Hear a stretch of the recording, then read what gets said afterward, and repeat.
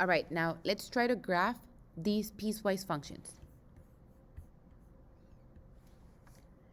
I'm going to start by graphing the function negative 2x plus 5 when x is less than or equal to 2, and x plus 1 when x is greater than 2. Because of my greatest power on both of my possible functions, it's 1. Both are linear functions, and as long as I create a few values, I will be able to trace my line. Because of my domain restriction, I'm going to start with negative 2x plus 5. My x has to be less than or equal to 2. Let's just do 3 points, 0, 1, and 2. I'm going to create my y value so I can graph it, or I can trace it. Let's do, that's negative 2 times 0 plus 5. That's 0 plus 5, 5. Negative 2 times 1 plus 5. That's negative 2 plus 5, 3. And then finally, negative 2 times 2 plus 5. That's just 1 because it's negative 4 plus 1. I got my coordinates. These are my ordered pairs that I can graph. 0, 5, 1, 3, and 2, 1.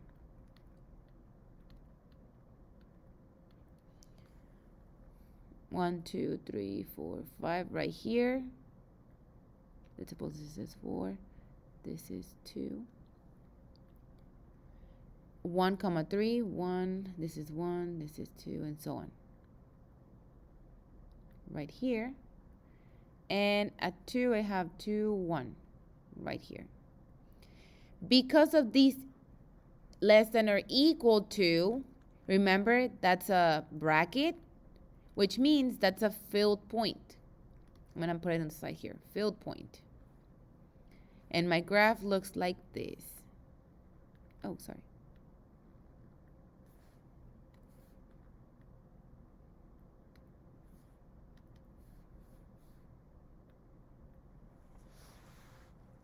Now for my other part of my function, x plus 1 when x is greater than 2, strictly greater. Let's start making my values. Numbers that are greater than 2, 3, 4, 5. 3, 4, 5. If I want to create my coordinates, it's just x plus 1, so it will be 3 plus 1, that's 4. 4 plus 1, that's 5, and 5 plus 1, that's 6. Because of this, x is strictly greater than 2, not greater than or equal to, I'm going to have an open point, an empty point at whatever my value is at 2. So let me create that coordinate. I'm sorry. 2 plus 1, that's 3, right? So at 2, 3, I have a empty point right here. How did I find where I was going to put the empty point? I substituted that value that my x has to be greater than. 2 plus 1 in here, that's 2 plus 1, that's 3. And I put it at the end, but I just wanted to go over it a little bit again. Now let's try to trace the rest of my graph. 3, 4, 3, 4, that's over here. 4, 5. That's over here. And I don't have enough space on my grid to graph 5, 6. Somewhere around here. This is the other part of my graph. This is how it would look like. Now, you can always use your calculator to graph these functions, these piecewise functions. Here's how would you graph them in the calculator. You'll have to using the TI-84, you click on the button y equals, which I think is the very first button on your calculator on the left top corner. You're gonna press second, then math to add inequality symbols. you will have to write something like this. And using parentheses, you're going to enclose the intervals and your function.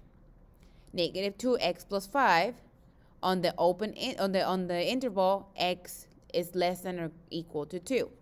And again, to input this less than or equal, you will use second math to add the inequality symbols. Then plus, which means you're telling the calculator, and also x plus 1 when x is greater than 2, both with parentheses. And then you'll graph it, and it should look something like this. Notice how the calculator doesn't tell you that there's an empty point there. It doesn't tell you. Unless you go to the table section where it says undefined, it won't show it to you. That's why it's important for you to know what does the symbols mean. If I have a strictly greater than, that means it's an empty point. If I have a less than or equal to, that means it's a filled point.